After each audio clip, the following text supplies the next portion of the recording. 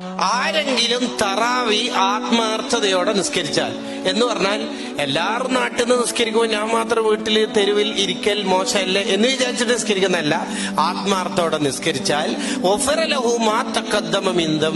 ഇതുവരെ ചെയ്ത മൂപ്പരുടെ തെറ്റുകളൊക്കെ അള്ള പൊറുക്കും. വമാ തഖർ, ഇനി തെറ്റില്ലാത്ത ജീവിതം അള്ള കൊടുക്കുകയും ചെയ്യും. ഇതാര് കേട്ടു? ഇബ്ലീസ് കേട്ടു. ഇബ്ലീസ് കാര്യമായിട്ട് നമ്മളെ കൊണ്ട് എന്തിനാ തെറ്റയിപ്പിക്കണത്? ഇബ്ലീസിന്റെ കൂടെ നരകത്തിൽ കിടക്കാന്. ഇബ്ലീസ് ഏതായാലും നരകത്തിലാണ്. ഒന്നിച്ച് കുറെ നരകത്തിൽ കിടക്കുന്ന ഒരു ടീമിനെ കിട്ടണം. അതിന് മൂപ്പരുടെ ദോഷം പുറത്താ പ്രശ്നം. ദോഷം അവിടെ തന്നെ ഉണ്ടാവണം.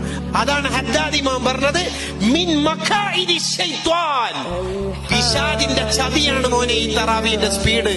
ജാഗ്രത പാലിച്ചോളി. തോഫന്റെ മുഖ്തദ വിശദീകരിച്ചിട്ട് ബിഗയ പറയുന്നുണ്ട്, ചിലയിടങ്ങളിൽ തറാവീസ്കരിക്കുമ്പോ നിനക്ക് ഫാത്തിയും മറ്റൊന്ന് ശരിയാവണ്ണം ഓതുന്നില്ലേ എന്ന് സംശയം വന്ന ഒറ്റയ്ക്ക്